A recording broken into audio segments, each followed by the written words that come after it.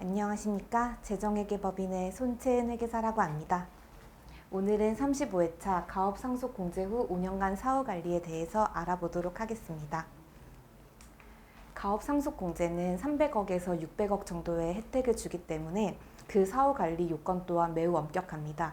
그 요건을 잘 숙지하셔서 과세가 따로 추징되는 일이 없도록 하면 좋겠습니다.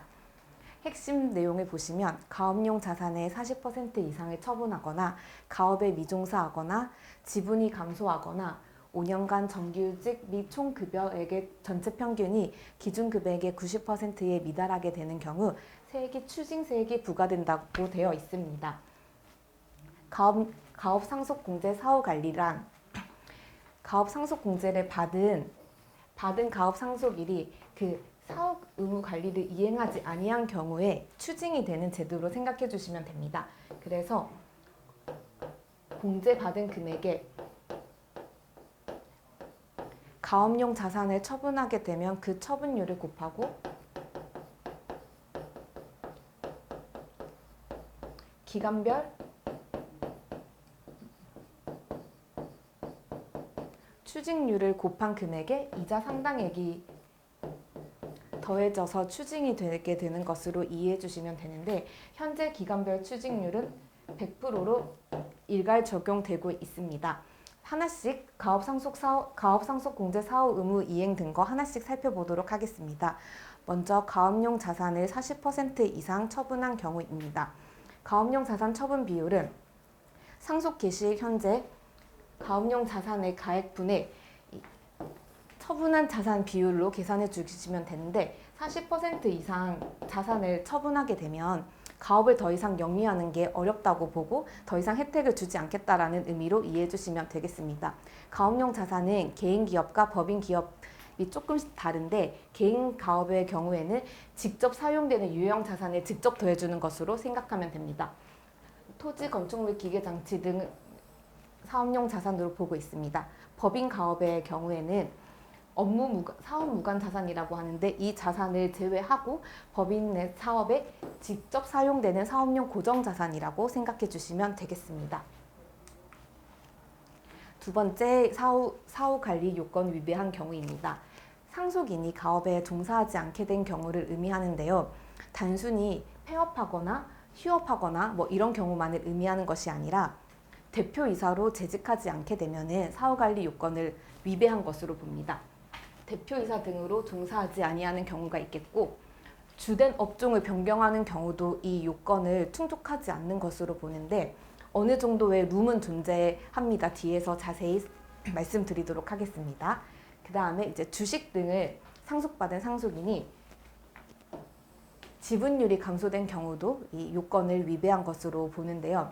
이 경우에 물납을 한 경우에는 어쩔 수 없이 지분율이 조금 줄어들 수밖에 없기 때문에 의무를 위배한 것으로 보지는 않으나, 이 경우에도 최대 주주나 최대 출자자에는 해당되어야 합니다. 각각 살펴보시면 상속인이 상속받은 주식을 처분하거나 유상증자 받았는데 이것이 이제 실권해가지고 지분율이 감소되는 경우가 있을 수 있겠고, 상속인과 특수관계에 있는 자가 처분하거나 유상증자하여 실권하여서 상속인이 최대 주주 등에 해당되지 아니하게 된 경우가 있습니다. 네 번째 살펴보겠습니다. 상속 개시된 사업연도 말부터 5년간 정규직 근로자 수의 평균이 기준액의 90% 미달하거나 5년간 총평균 급여액이 기준금액의 90%에 미달하게 되는 경우도 이 사후관리 요건을 위배한 것이라 보는데,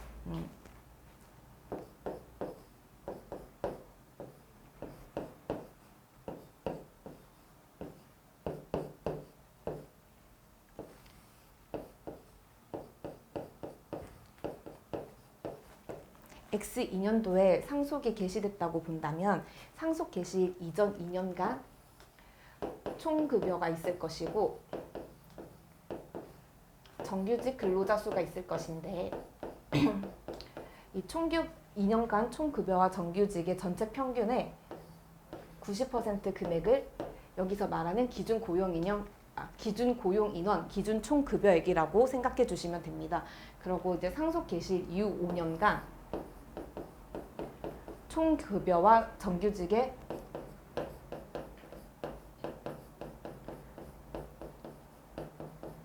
전체 평균 금액이 나오게 될 텐데요. 이 금액의 90%에 미달하게 되면 사후관리 요건을 위배한 것으로 보게 됩니다.